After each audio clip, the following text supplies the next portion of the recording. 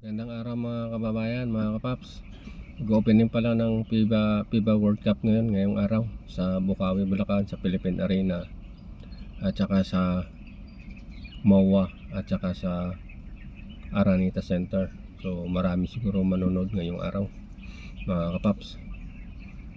Todo suporta ang bayan sa Gilas, Pilipinas.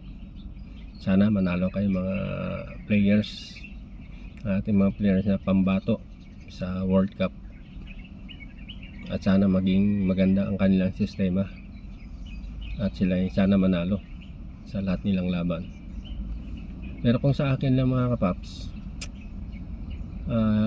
dapat na yung mga ibang private sectors or private or government yung ano natin sa sports, Philippine Olympic Commission at Philippine Sports Commission at mga private sectors, manawagan po sa inyo, sana hindi lang yung basketball lang inyong suportahan. In my opinion lang to mga kababayan at mga kapaps. Meron po tayong Little League World Series na nanalo ngayon, ano? Ang junior mga babae, mga kabataan under 12 years old. So nanalo po sila sa US, nakapagbigay ng karangalan sa ating bansa. So sana hindi lang basketball, puro basketball ang pinupuntriya ng mga government, ng mga private sectors na todo suporta, laki na kanilang binibigay. Sana itong softball, baseball, suportahan nila at bigyan nila ng pansin. In my opinion mga kababayan, mga kapaps, ito makapagbigay ng medalya sa atin. Kasi dito wala pong height limit. Dito po ay tagisan ng galing. Mabilis ka tumakbo, malakas ka magbat, magaling ang inyong sistema sa paglalaro ng baseball. Nakita nyo kung panonorin yung mga kabataan-bata, yung mga kabataan, mga babae, ang galing nila, ang galing ng kanilang training, ang galing ang kanilang sistema, ang galing ng kanilang depensa, ang opensa, ang gagaling. Sana bigyan ng mga private sectors itong baseball, softball, no? Hindi lang yung Little League, di ba? Yung mga lalaki natin, yung Blue Boys natin na dati nakapagbigay din ng karangalan sa ating bansa. Sana hindi lang puro basketball. Ako panatig ako sa basketball, pero sa nakikita ko sa ngayon, hindi katulad ng araw na hindi ganun kalalaki ang taang mga players. Ngayon mga 7 footers tumitira ng 3. Ang daming pwedeng gumawa sa ng 1, 2, 3 ang kanyang pwesto, hanggang 2, 2, 3, 4, 5 ang kanyang pwesto kasi matangkad siya, may shooter siya. So hindi na ano ngayon sa totoo lang, sa akin lang hanggang Asia na lang tayo. Andyan nga ang China, andyan ang Japan, no? Ang lalakas ng mga ngayon mga yan. Andyan Australia, di ba? Sa totoo, sa aminin natin in reality mga kapaps, sana bigyan ng gobyerno, bigyan ng mga private sectors ang softball, baseball. Yan po makapagbigay ng medalya sa atin sa World Cup at saka sa Olympic.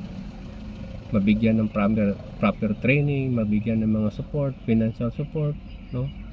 Yun nga, isipin nyo, nanalo yung mga kabataan babae sa Junior League World Series sa Amerika.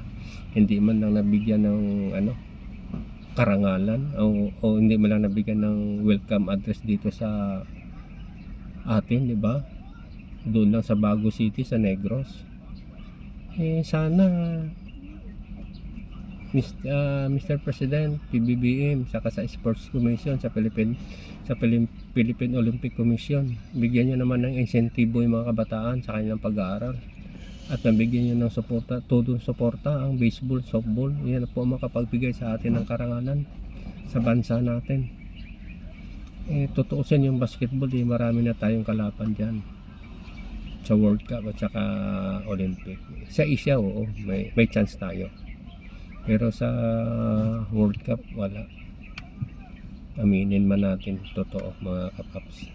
Sa baseball, softball, volleyball, boxing, yan, nakapagbigay ng karangalan sa atin. Kahit sa boxing pa maraming politika rin sa boxing, diba? Hindi nabibigyan ng todo suporta. Dami.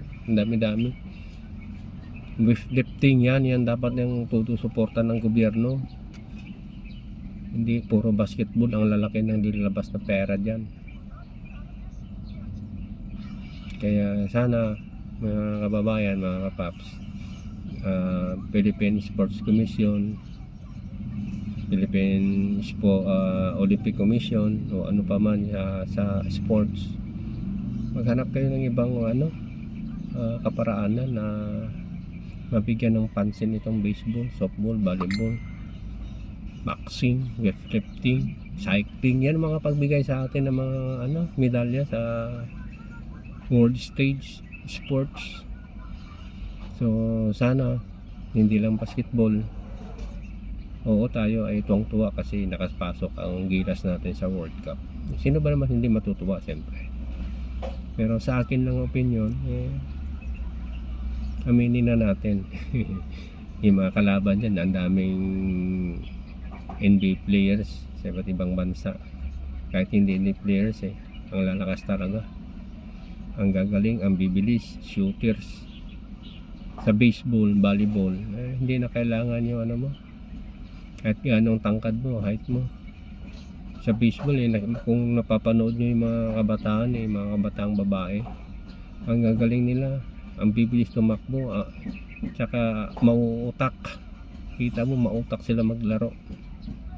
Kaya panawagan sa ating Department of Sports na bigyan nyo naman po ng pansin at bigyan nyo ng incentive sa mga kabataan sa kanilang pag-aaral at suportahan ng maayos.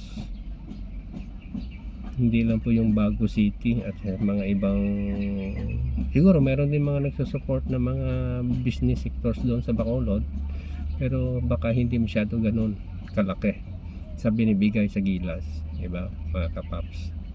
So maraming salamat po sa inyong panonood sa aking munting vlog, mga kapaps. Please like and share, and don't forget to subscribe para lumaki naman ang ating mga community, mga kababayan.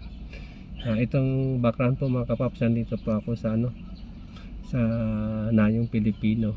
Yan, dito po ako naka-standby ngayon habang walang pasahero, habang nag-aantay ng pasahero kay Grab.